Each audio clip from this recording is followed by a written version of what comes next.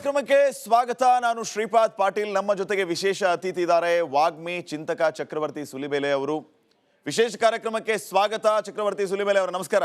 ಧರ್ಮಸ್ಥಳದ ಬೆಳವಣಿಗೆ ವಿಚಾರಕ್ಕೆ ಸಂಬಂಧಪಟ್ಟಂತೆ ನಾನು ಚಕ್ರವರ್ತಿ ಸುಲಿಬೆಲೆ ಅವರನ್ನ ಮಾತಾಡಿಸ್ತಾ ಹೋಗ್ತೀನಿ. ಧರ್ಮಸ್ಥಳದ ವಿರುದ್ಧ ಅಪಪ್ರಚಾರ ಮಾಡಿದವರು, ಹಿಂದೂ ಧರ್ಮವನ್ನ ಅವಹೇಳನ ಮಾಡಿದವರ ವಿರುದ್ಧ ಕಾನೂನು ಕ್ರಮ ಕೈಗೊಳ್ಳೋದಕ್ಕೆ ಶುರುವಾಗಿದೆ. ಇದು ತುಂಬಾ ತಡ ಆಯಿತು ಅಂತ ಅನ್ಸೋದಿಲ್ವಾ ಚಕ್ರವರ್ತಿ ಸುಲಿಬೆಲೆ ಅವರೇ? ತಡವಾಗಿದೆ. ಎಷ್ಟು ತಡವಾಗಿದೆ ಅಂತಂದ್ರೆ ಇಡೀ ಸಮಾಜದ ಮನಸ್ಸನ್ನ ಕಲಕಿ ಬಿಟ್ಟಂತಾಗಿದೆ. ನೀವು ನನ್ನನ್ನು ಕೇಳೋದಾದ್ರೆ, ಧರ್ಮಸ್ಥಳದ ವಿರುದ್ಧ ಷಡ್ಯಂತ್ರ ಆರಂಭವಾದಾಗಲೇ ನನಗೆ ಗೊತ್ತಿದೆ, ಯಾವುದಾದ್ರೂ ಒಂದು ಹೆಣ್ಮಗು ತೀರ್ಕೊಂಡಾಗ, ಅವಳಿಗೆ ಅನ್ಯಾಯ ಆದಾಗ ಆ ಅನ್ಯಾಯದ ವಿರುದ್ಧ ಪ್ರತಿಭಟಿಸುವಂಥ ಹಕ್ಕು ಪ್ರತಿಯೊಬ್ಬರಿಗೂ ಇದೆ. ಮತ್ತು ಹೆಣ್ಮಕ್ಕಳಿಗಾಗುವಂಥ ಅನ್ಯಾಯದ ವಿರುದ್ಧ ನಾನು, ನೀವು ಮತ್ತು ರಾಜ್ಯದ ಜನತೆ, ದೇಶದ ಜನತೆ, ಜಗತ್ತಿನ ಎಲ್ಲರೂ ಕೂಡ ಇದ್ದಾರೆ. ಇದು ಪರಂಪರೆಯಾದ್ಯಂತ ನಡ್ಕೊಂಡು ಬಂದಿರುವಂಥ ಸಂಗತಿ. ಆದರೆ ಧರ್ಮಸ್ಥಳದಲ್ಲಿ ನಡೆದಿದ್ದಂಥದ್ದು ಬರೀ ಒಂದು ಹೆಣ್ಣಿನ ಪರವಾಗಿ ನಿಲ್ಲುವಂಥವರಲ್ಲ, ಬದಲಿಗೆ ಯಾವುದೋ ಒಂದು ವ್ಯವಸ್ಥೆಯ ವಿರುದ್ಧ ಹೋರಾಟ ಮಾಡಬೇಕು, ಒಂದು ಧಾರ್ಮಿಕ ನಂಬಿಕೆಯನ್ನು ಧ್ವಂಸಗೊಳಿಸಬೇಕು ಅಂತ ನಡೀತಾ ಇದ್ದಂಥ ಪ್ರಯತ್ನ ಅಂತ ಎಂಥವರಿಗೂ ಗೊತ್ತಿತ್ತು. ನೀವು ಧರ್ಮಸ್ಥಳದ ಆಸ್ಪಾಸ್ಗೆ, ಧರ್ಮಸ್ಥಳಕ್ಕೆ, ಉಜಿರೆಗೆ, ಬೆಳ್ತಂಗಡಿಗೆ ಹೋದರೆ ಅಲ್ಲಿನ ಜನರು ಕೂಡ ಬಹಳ ಗಂಭೀರವಾಗಿ ಆರೋಪ ಮಾಡ್ತಿದ್ರು. ಯಾರು ಆರೋಪ ಮಾಡ್ತಾ ಇದ್ದಾರೋ ಅವರು ಯೋಗ್ಯತೆ ಇಲ್ಲದಂಥವರು, ಅವರು ಬಾಯಿಗೆ ಬಂದಂತೆ ಮಾತಾಡ್ತಾರೆ ಅನ್ನೋ ಕಾರಣಕ್ಕೋಸ್ಕರ ನಾವು ಬಾಯಿ ಮುಚ್ಕೊಂಡಿರ್ತೀವಿ. ಅದರ್ವೈಸ್ ಧರ್ಮಸ್ಥಳ ಒಂದು ಪವಿತ್ರವಾದ ಕ್ಷೇತ್ರ. ಅಲ್ಲಿ ಯಾರು ಧರ್ಮಾಧಿಕಾರಿಗಳಾಗಿದ್ದಾರೋ ಅವ್ರು ಒಂದು ಚೂರು ಈ ತರ ತಪ್ಪು ಮಾಡಿರ್ಲಿಕ್ಕೆ ಸಾಧ್ಯ ಇಲ್ಲ. ಇದು ಮೋಸ ಅಂತ ಪ್ರತಿಯೊಬ್ಬರು ಮಾತನಾಡ್ತಿದ್ರು. ಆದ್ರೆ ವೋಕಲ್ ಆಗ್ಲಿಕ್ಕೆ ಸಾಧ್ಯ ಇರಲಿಲ್ಲ. ಆವತ್ತಿನ ದಿನವೇ ಏನಾದ್ರೂ ಸರ್ಕಾರ ಆಲೋಚನೆ ಮಾಡಿ ತಮ್ಮ ವ್ಯವಸ್ಥೆಯನ್ನು ಬಳಸಿಕೊಂಡು ಇಂಥವರ ಹಿಂದೆ ಇರುವಂತ ಷಡ್ಯಂತ್ರವನ್ನ, ಅವರ ಆಲೋಚನೆಗಳನ್ನ ಬಯಲಿಗೆಳೆಯುವಂತ ಪ್ರಯತ್ನ ಮಾಡಿದಿದ್ರೆ ಬಹುಶಃ ಇಲ್ಲಿವರೆಗೂ ಕೈ ತಪ್ಪಿ ಹೋಗ್ತಾ ಇರಲಿಲ್ಲ. ಆದ್ರೆ ಇವತ್ತು ತುಂಬಾ ತಡವಾಗಿದೆ. ಎಷ್ಟು ತಡವಾಗಿದೆ ಅಂತಂದ್ರೆ, ಯಾರ್ಯಾರು ಧರ್ಮಸ್ಥಳವನ್ನು ನಂಬಿದ್ದಾರೋ ಅವ್ರ ಮನಸ್ಸು ಕಲಕಿ ಹೋಗಿದೆ. ನಾನು ಗ್ರೌಂಡ್ ಅಲ್ಲಿ ಅನೇಕ ಕಡೆಗಳಲ್ಲಿ ಜನರನ್ನ ಭೇಟಿ ಮಾಡ್ತಿದ್ದೀನಲ್ಲ, ಅನೇಕ ಕಡೆಗಳಲ್ಲಿ ಜನ ಮೆರವಣಿಗೆಗಳನ್ನ ಮಾಡ್ತಾ ಇದ್ದಾರೆ. ಅವೆಲ್ಲ ನೋಡುವಾಗ ಅನ್ಸುತ್ತೆ ಅವರೊಳಗೆ ಆಕ್ರೋಶ ಹೇಗೆ ಮಡುಗಟ್ಟಿದೆ ಅಂತಂದ್ರೆ, ಯಾವ ದೇವರನ್ನ, ಯಾವ ದೈವವನ್ನ ಮತ್ತು ಯಾವ ಧರ್ಮಾಧಿಕಾರಿಗಳನ್ನ ನಾವು ದೇವರಂತೆ ಕಂಡು ಪ್ರೀತಿಸಿದ್ವೋ ಅವರನ್ನು ಅನುಮಾನದಂತೆ ನೋಡುವಂತ ವ್ಯವಸ್ಥೆ ಆಗೋಯ್ತಲ್ಲ ಎನ್ನುವಂತ ಆಕ್ರೋಶ, ನೋವು ಅವರಲ್ಲಿ ಕಂಡು ಬರುತ್ತೆ. ನನಗನ್ಸುತ್ತೆ ಇದು ಸರಿಯಾಗಿರುವ ದಿಕ್ಕಲ್ಲಿ ಸರ್ಕಾರ ತೆಗೆದುಕೊಂಡು ಹೋಗದೆ ಈಗಲೂ ಕೂಡ ಈ ಷಡ್ಯಂತ್ರದ ಭಾಗವಾಗಿ ನಿಲ್ಲುವಂತ ಪ್ರಯತ್ನವನ್ನ ಸರ್ಕಾರ ಮಾಡಿದ್ರೆ ಈ ಆಕ್ರೋಶವನ್ನ ಡೆಫಿನೆಟ್ಲಿ ಇವತ್ತಿನ ರಾಜ್ಯ ಸರ್ಕಾರ ಎದುರಿಸಬೇಕಾಗುತ್ತೆ. ಲೇಟ್ ಆಗಿದೆ, ಆದರೆ ಈಗಲೂ ಕೂಡ ಅವರಿಗೊಂದು ಅವಕಾಶ ಇದೆ. ಸರಿಯಾಗಿರುವಂತ ಪ್ರಯತ್ನವನ್ನ ಮಾಡಿ ಇವ್ರನ್ನ ಸರಿಯಾಗಿ ನೇಯಿಲ್ ಮಾಡಿದ್ರೆ ಆಗ ನನಗನ್ಸುತ್ತೆ ಜನರ ಆಕ್ರೋಶ ತಣ್ಣಗಾಗ್ಬೋದು. ಇಲ್ಲದೆ ಹೋದ್ರೆ ಮುಂದಿನ ದಿನಗಳಲ್ಲಿ ಇದು ವಿಪರೀತ ವಿಕೋಪಕ್ಕೆ ಹೋಗುವ ಸಾಧ್ಯತೆ ಇದೆ ಅಂತ ನನಗಂತೂ ಅನ್ಸುತ್ತೆ. ಕಳೆದ 15 ವರ್ಷಗಳಿಂದ ನಿರಂತರ ಆರೋಪ, ದೂಷಣೆ, ತೇಜೋವಧೆ ಎಲ್ಲವೂ ನಡೆದಿದೆ. ಈ ಪಿತೂರಿ ವಿರುದ್ಧ ಹಿಂದೂಗಳು ಯಾಕೆ ಎಚ್ಚೆತ್ತುಕೊಳ್ಳಿಲ್ಲ? ಒಂದು, ಈ ಪಿತೂರಿಯನ್ನ ನಾನು ಆರಂಭದಿಂದಲೂ ಗಮನಿಸ್ಕೊಂಡು ಬಂದಿದ್ದೀನಿ. ಇನ್ಫ್ಯಾಕ್ಟ್ 2013ರಲ್ಲೇ ಆರೋಪಗಳನ್ನ ಮಾಡಿದವರನ್ನ ಭೇಟಿ ಮಾಡಿದ್ದೀನಿ, ಈ ಹೋರಾಟದಲ್ಲಿ ಭಾಗವಹಿಸಿದವ್ರನ್ನ ಮಾತನಾಡಿಸಿದ್ದೀನಿ, ಮತ್ತು ಹಿಂದಿನಿಂದ ಈ ಹೋರಾಟಕ್ಕೆ ಬೆಂಬಲ ಕೊಡ್ತಾ ಇದ್ದವ್ರನ್ನ ನೀವು ಯಾಕೆ ಇದ್ರ ಜೊತೆಗೆ ನಿಂತಿದ್ದೀರಿ ಅಂತೆಲ್ಲ ಕೇಳಿದ್ದೀನಿ. ಆಗೆಲ್ಲ ಅವರಿಗೆ ಈ ಹೋರಾಟದಲ್ಲಿ ತಮ್ಮ ಪಾತ್ರ ಏನು, ನಿಜವಾಗ್ಲೂ ಏನು ನಡೀತಿದೆ ಯಾವುದರ ಅರಿವು ಇರಲಿಲ್ಲ. ಆದರೆ ಕಾಲಕ್ರಮದಲ್ಲಿ ಇದಕ್ಕೆ ಬಂದು ಸೇರ್ಕೊಳ್ತಾ ಹೋದಂಥ ಜನ ಇದ್ರಲ್ಲ, ಇವ್ರು ಎಂಥ ಷಡ್ಯಂತ್ರಕಾರಿಗಳು ಅಂತಂದ್ರೆ ನಮ್ಗೆ ಗೊತ್ತಿದೆ. ಆರಂಭದಲ್ಲಿ ಶುರುವಾಗುವಾಗ ಮಹೇಶ್ ತಿಮ್ರೋಡಿ ಇದ್ರು, ಆನಂತರ ಮಹೇಶ್ ತಿಮ್ರೋಡಿ ಜೊತೆಗೆ ಗಿರೀಶ್ ಮಟ್ಟಣ್ಣ ಸೇರ್ಕೊಂಡ್ರು. ಗಿರೀಶ್ ಮಟ್ಟಣ್ಣನ ಜೊತೆಗೆ ಈಗ ಕಣ್ಣಿಗೆ ಕಾಣುವಂತೆ ಸಮೀರ್ ಅನ್ನುವಂತ ಒಬ್ಬ ಮುಸ್ಲಿಂ ಹುಡುಗ ಬಂದ. ಆದರೆ ಕಣ್ಣಿಗೆ ಕಾಣದಂತೆ 2023ರಲ್ಲಿ ಇದರ ಜೊತೆಗೆ ಸ್ಟ್ಯಾನ್ಲಿ ಅಂತ ಒಬ್ಬ ಕ್ರಿಶ್ಚಿಯನ್ ಇವ್ಯಾಂಜಲಿಸ್ಟ್ ಅದಕ್ಕೆ ಬಂದು ಸೇರ್ಕೊಂಡ. ಅದರ ಜೊತೆಗೆ ಈಗ ಕೆಲವರು ಆರೋಪ ಮಾಡ್ತಾ ಇರುವಂತೆ ಸೆಂಥಿಲ್ ಇದರ ಹಿಂದೆ ನಿಂತಿದ್ದಾರೆ. ಆಮೇಲೆ ಸ್ವತಃ ಕೆಲವು ಎಡಪಂಥೀಯರು ಈಗ ಓಪನ್ ಆಗಿ ಇದರ ಸಪೋರ್ಟಿಗೆ ಬರ್ತಿದ್ದಾರೆ, ಇವತ್ತು ಮೀಟಿಂಗ್ಗಳನ್ನು ಆರಂಭಿಸಿದ್ದಾರೆ.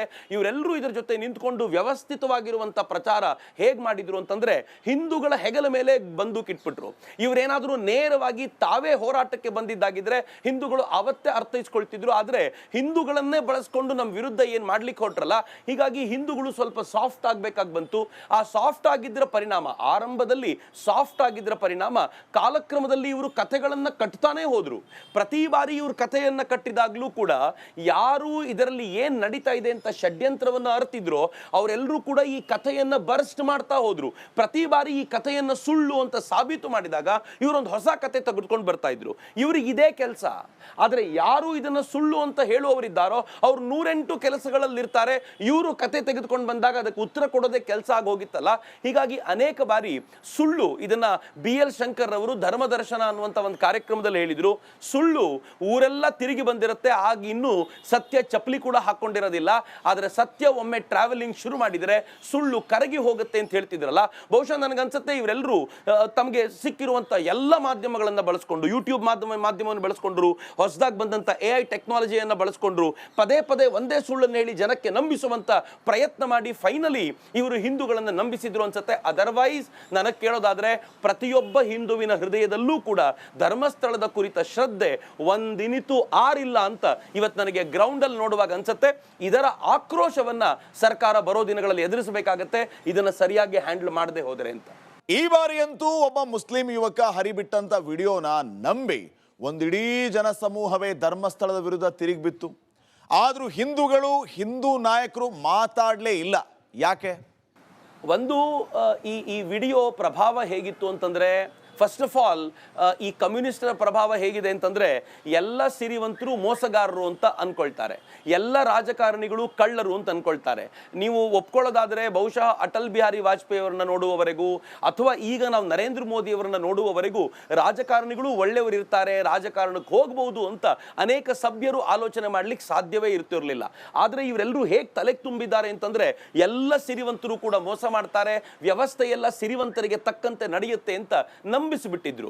ಈ ಕಾರಣಕ್ಕೆ ಅವತ್ತಿನಿಂದ ಇವತ್ತಿನವರೆಗೆ ಏನಾಗಿದೆ ಅಂತಂದ್ರೆ, ಇವರು ಹೇಳ್ತಾರೆ ಪೊಲೀಸರನ್ನ ಕೊಂಡುಕೊಂಡ್ರು, ಸಿರಿವಂತರು ಕೊಂಡುಕೊಳ್ತಾರೆ ಅಂತ, ಧರ್ಮಸ್ಥಳದವರು ತುಂಬಾ ಶ್ರೀಮಂತರು ಕೊಂಡುಕೊಳ್ತಾರೆ ಅಂತ, ಇವರು ಬೇಕಾದವರನ್ನ ರೇಪ್ ಮಾಡಿ ಅದನ್ನ ಮರ್ಡರ್ ಮಾಡಿದ ನಂತರ ಮುಚ್ಚಾಕ್ಬಿಡ್ತಾರೆ, ಸಿರಿವಂತರು ಏನ್ ಬೇಕಿದ್ರು ಮಾಡಬಹುದು ಅಂತ, ಇವರು ಕೋರ್ಟಿಗೆ ಹೋಗಿ ಲಾಯರ್ಗಳನ್ನ ಕೊಂಡ್ಕೊಳ್ತಾರೆ, ಅಗತ್ಯ ಬಿದ್ದರೆ ಜಡ್ಜನ್ ಕೊಂಡ್ಕೊಳ್ತಾರೆ, ಸಿರಿವಂತರು ಏನ್ ಬೇಕಿದ್ರು ಮಾಡಬಹುದು ಅಂತ. ನನಗೆ ಆಶ್ಚರ್ಯ ಅನ್ಸುತ್ತೆ, ಇದೇ ದೇಶದಲ್ಲಿ ಇವರೆಲ್ಲರಿಗಿಂತ ಸಿರಿವಂತನಾಗಿದ್ದ ಮಲ್ಯ ಬ್ಯಾಂಕಿಗೆ ಲೋನ್ ಕಟ್ಲಿಕ್ಕೆ ಆಗಲ್ಲ ಅಂತ ಓಡೋಗಿದ್ದಾನೆ, ನನಗೆ ಬರಬೇಕು ಅಂತ ಕೇಳ್ಕೊಳ್ತಾನೆ, ಬರ್ಲಿಕ್ಕೆ ಆಗ್ತಾ ಇಲ್ಲ.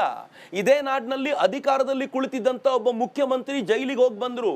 ಯಾರು ಇವತ್ತು ರಾಜ್ಯದ DCM ಆಗಿದ್ದಾರೋ ಅವರು ಕೂಡ ಜೈಲಿಗೆ ಹೋಗಬೇಕಾದಂತ ಪರಿಸ್ಥಿತಿ ಬಂತು. ಯಾವ ಪ್ರಭಾವ, ಯಾವ ಸಿರಿವಂತಿಕೆ? ಎಲ್ಲ ಸಿರಿವಂತಿಕೆಗಿಂತಲೂ ಹೆಚ್ಚು ಈ ನೆಲದ ಕಾನೂನು, ಈ ನೆಲದ ಕಾನೂನನ್ನು ಮೀರಿ ಅವ್ರು ಏನ್ ಮಾಡ್ಲಿಕ್ಕಾಗುತ್ತೆ ಅನ್ನೋದು ನಮ್ಗೆ ಅರ್ಥವೇ ಆಗಲಿಲ್ಲ.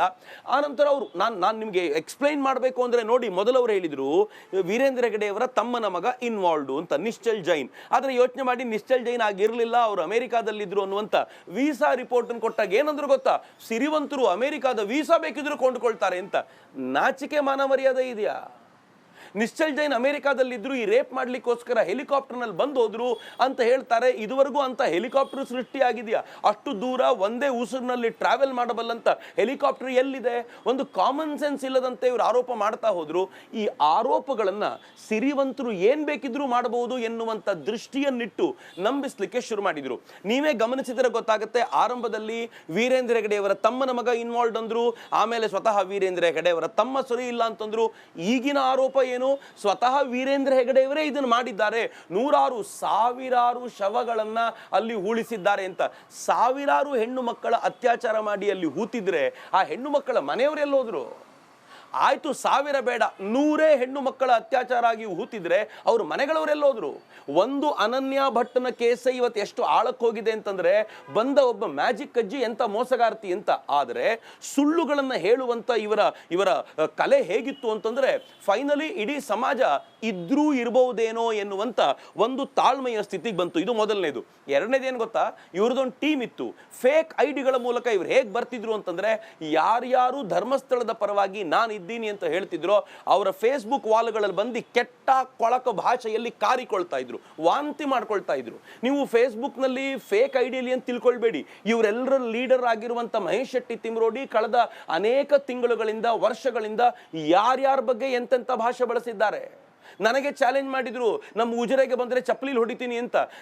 ನಾನು ಸುಮ್ಮನಿದ್ದಾದ್ರೆ ಕಾರ್ಯಕರ್ತರು ಸುಮ್ಮನಿರಲಿಲ್ಲ. ಅವನು ಮನೆ ಎದುರುಗಡೆ ಕಾರ್ಯಕ್ರಮ ಮಾಡಬೇಕು ಅಂತ ನಿಶ್ಚಯ ಮಾಡಿ ಅದೇ ಉಜಿರೆಯಲ್ಲಿ ಮನೆ ಹತ್ರ ಕಾರ್ಯಕ್ರಮ ಮಾಡಲಿಲ್ವಾ? ಆಗ ಉಜಿರೆಯವರು ಹೇಳಿದ್ರು, ಒಳ್ಳೆ ಕೆಲಸ ಮಾಡಿದ್ರಿ, ಯಾರಾದರೂ ಗರ್ವಭಂಗ ಮಾಡಬೇಕಾಗಿತ್ತು ಅಂತಂದ್ರೆ ಎಲ್ಲೋ ಒಂದು ಕಡೆ